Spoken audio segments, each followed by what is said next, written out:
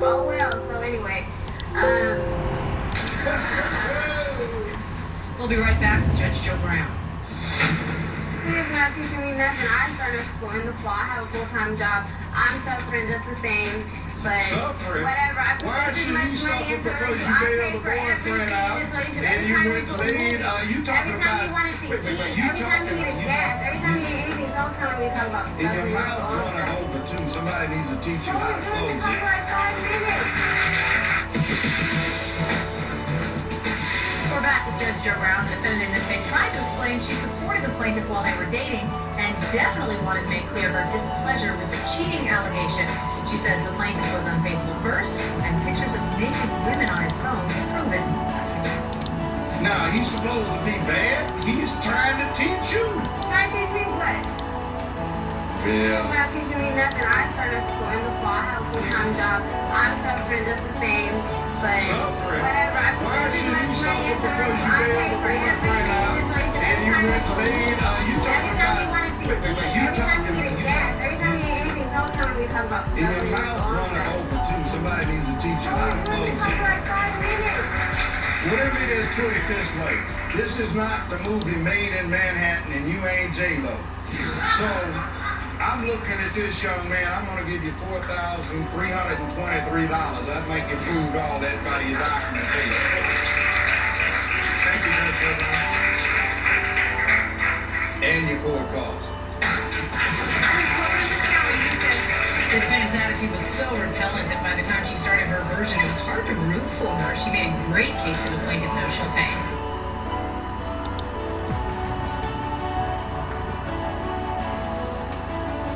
Experience, knowledge, and a passion for the truth. I'm protecting womanhood and promoting manhood. Bringing no-nonsense justice to Americans everywhere. If you listen, you may learn something. It's time for Judge Joe. A 21st birthday celebration takes one man from partier to perp.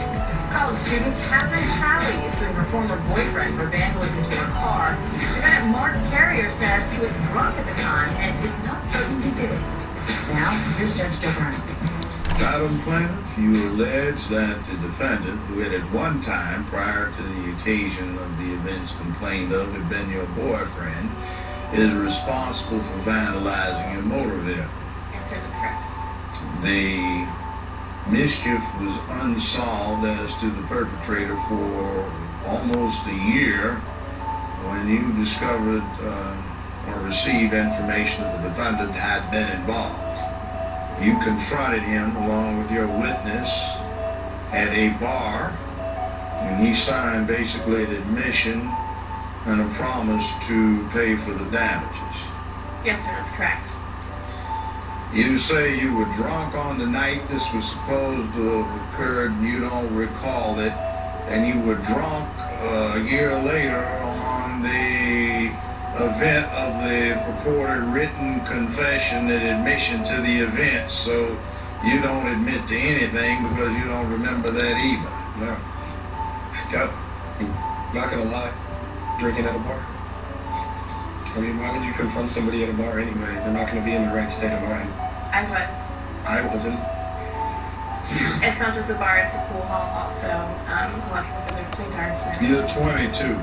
Yeah. You're 20. Your witness is 20. Why don't you come on? Both of you go to college down in St. Petersburg, Florida, right? Correct. Okay. Tell me a story. Okay. Mark and I dated in 2003 for about a year. I was 15 at the time. We kept mutual friends throughout the years, you know, and on October 31st, 2006, it was going to be his 21st birthday, and I knew that he was having a party for Halloween, you know, everybody wanted to dress up. So I asked my mutual friend if it would be okay if I could come to the party, you know, to ask Mark for permission.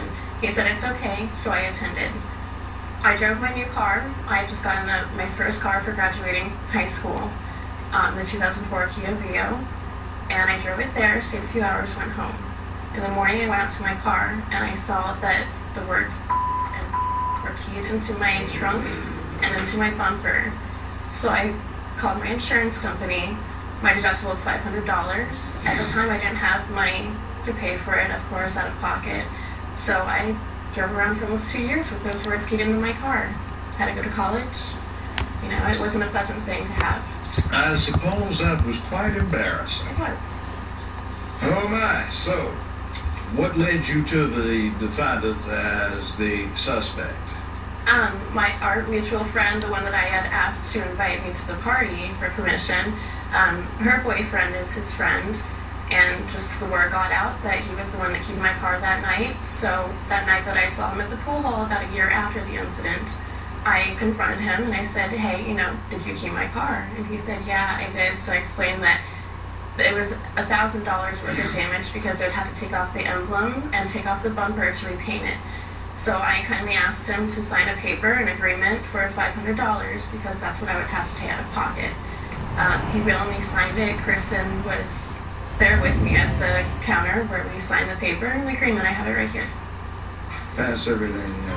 Now we have pictures, but my problem is even though this is demonstrative evidence, you wouldn't be able to see much of it because FCC would just have a total fit if they saw the words you described spelled out in there.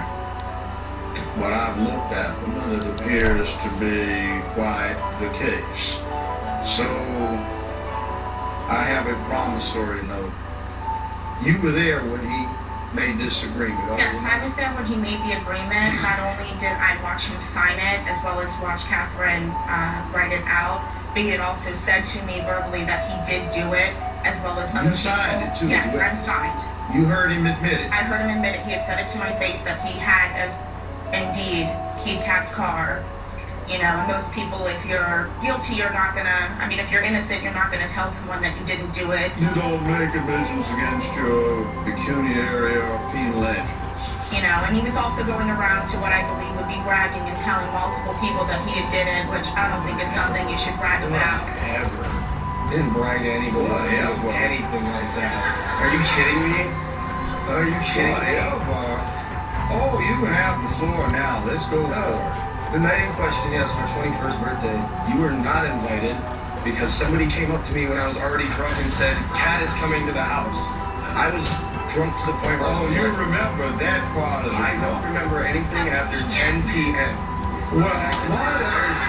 And even if that isn't even the right time, I remember crawling to a bed, getting in bed, and being woken up by my friend telling me he was taking me out. And that's all I remember. Is that all? You're telling me there's nothing else you recall of the events in question on the day that Drinking a lot of beer. That's what I recall. Oh, your 21st birthday. Of course.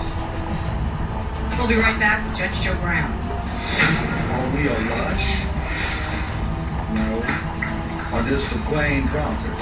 I wouldn't say I'm a drunk or an alcoholic. Alcoholics go to meetings. Drunks drink every day. I drink when I want to have fun. Well, back to Judge Joe Brown, the defendant in this case, says the plaintiff was not invited to his 21st birthday party, and all he remembers is that she attended. He can't really say whether he keyed the plaintiff's car or not. Just say you were too drunk to remember the events of the evening in question, which appears to have been Halloween night a couple years ago. January 4th.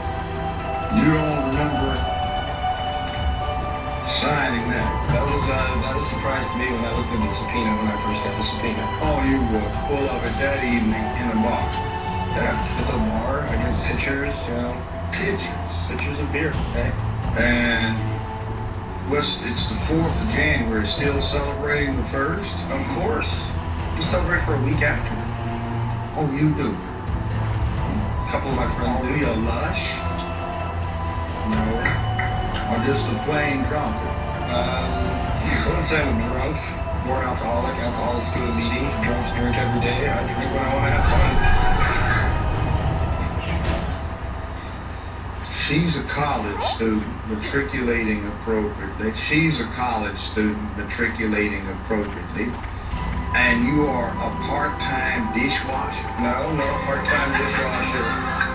I am a prep cook, dishwasher, line cook, and a full-time musician.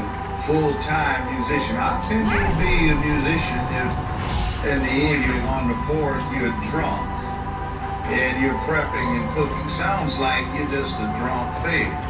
A drunk failure? Yeah. Excuse me? A drunk failure? Look at the plane. A drunk failure? Yeah, a drunk failure. No, I've heard it all, man. That I am not. If you take one more step, I'll have you busted for contempt. This is under Contempt, California. He's a little failure who is Mr. Poppin' Fresh. I agree. So anyway, you asked for 500. It's tortious. That was intentional and deliberate. Your limit, since he absented himself, is 5,000. This is punitive. He needs some straightening up. He's not accepting the gravity of the offense. I don't want to depreciate it. You only asked for the insurance deductible, which is 500. The general rule of American law is not the deductible.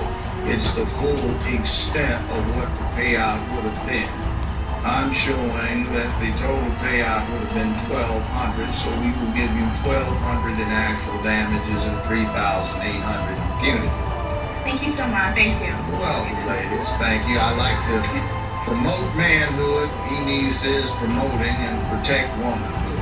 Classic case. All right. Award a quarter. Defendant Bader had been able to remember the plaintiff had to live with those words on the car for a while.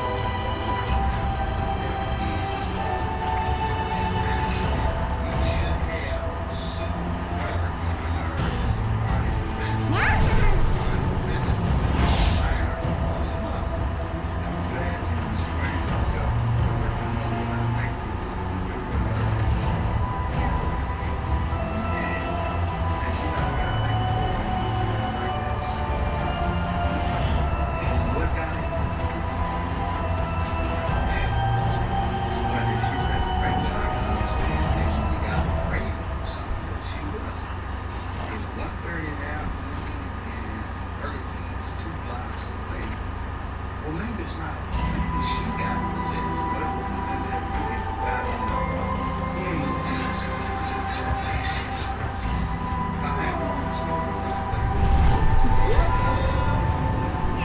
Now, your video. Let's put the video up.